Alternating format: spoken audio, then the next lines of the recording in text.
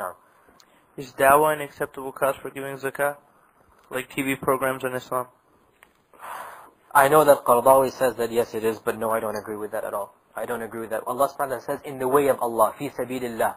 And by almost unanimous consensus, I mean, the vast majority of the Salaf and the scholars of tafsir, they said that fi sabilillah means jihad, specifically.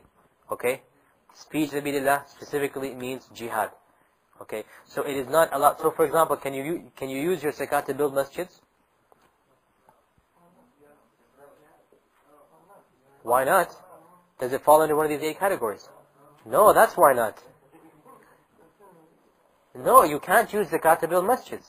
You can't use zakat to build orphanages. You can't use zakat to build hospitals. You can't use zakat to build madrasas and tahfiz schools. Why? Because it doesn't fall in one of these 8 categories. You can use sadaqah, but you cannot use zakah. You can use sadaqah, but you cannot use zakah. And in my humble opinion, you cannot. Definitely TV programs, no. You know why? Because even those scholars, like some of the ulama, they allowed it for da'wah purposes. What do they mean by da'wah purposes? Some of the scholars, they said that, for example, you print books, pamphlets on Islam and give them out. TV programs, each TV program costs you $50,000 or $100,000. You pay ridiculous, exorbitant amounts for something which is very modernistic and very little benefit. So no, I would definitely say no. You know? Can you pay your zakah to help someone get off of interest?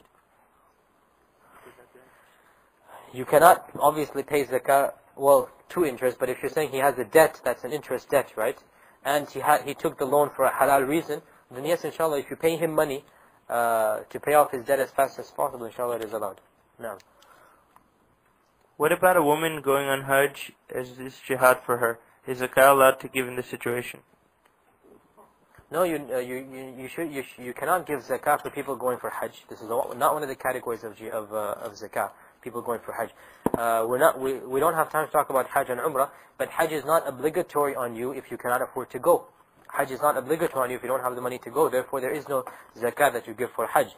As for the Hajj being jihad, yes, it is jihad for her. This is the best jihad that the woman can do, is to go for Hajj. Because the Prophet said that the best jihad for women is Hajj. But you're not allowed to make qiyas from there to there. You know, you can't say since this is her Hajj, she's allowed to take zakah. No, zakah is not obligatory on her unless she can afford the journey for Hajj. Otherwise, she doesn't have to go for Hajj. Can zakat al-fitr be given to non-Muslims? No, zakah can only be, no, it should only be given to Muslims. If your business is service-oriented, is there zakah that needs to be paid? Example, tutoring. Like the tutoring service? Yes, the zakah has to be paid on the money that you gain, and the money is subject to the zakah where you talked about, 2.5% after 1 year. Okay? So if your zakah, if your business is basically like the sister, service oriented, that there's nothing physical involved, or you rent out your apartments or your houses, for example, okay? You rent out your houses. In this case, you give zakah on the money that you earn. After 1 year, you just give a zakah on that.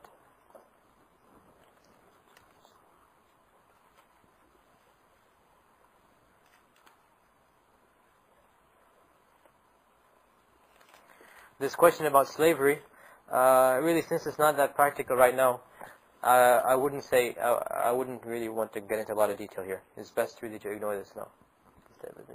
I did not understand the question about zakah. Is it that I cannot give zakah to non-Muslim relatives, or is it they cannot give zakah to me?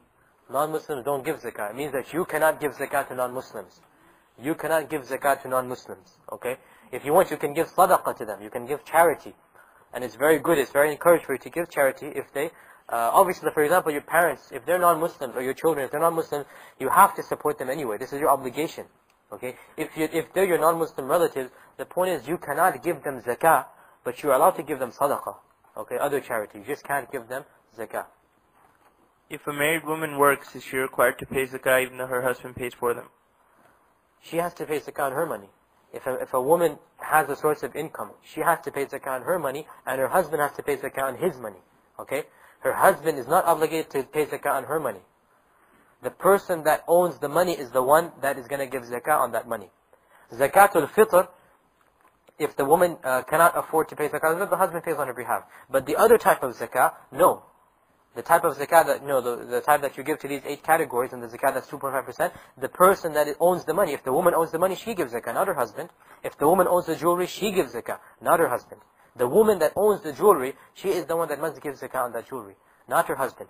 Now, if her husband gives on her behalf, that is fine and acceptable, but it is not his obligation to pay for her zakah. Neither is it her obligation to pay for his zakah, because the woman owns her money and the man owns his money, and each one of the two it is obligatory for them to give zakah on their money.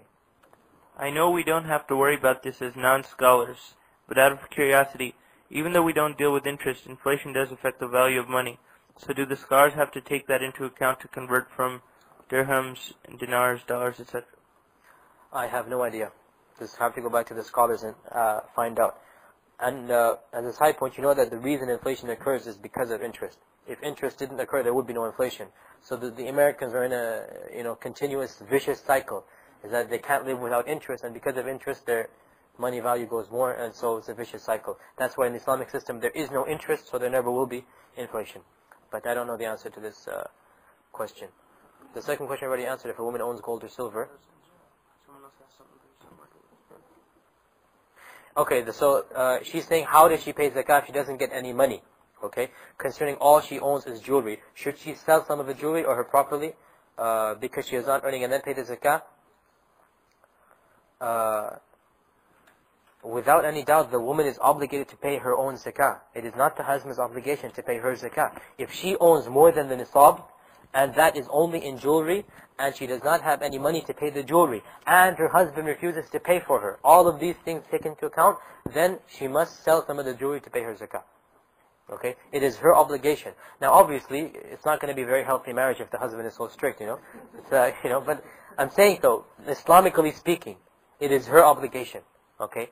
It is her obligation to pay for her zakah. It is not her husband's obligation to pay for her zakah. So if she owns a lot of jewelry and she doesn't have any money except that jewelry, then she must sell that jewelry to pay that zakah. Unless her husband is willing to pay for her, in that case it's fine. Otherwise she must, pay her own jewelry.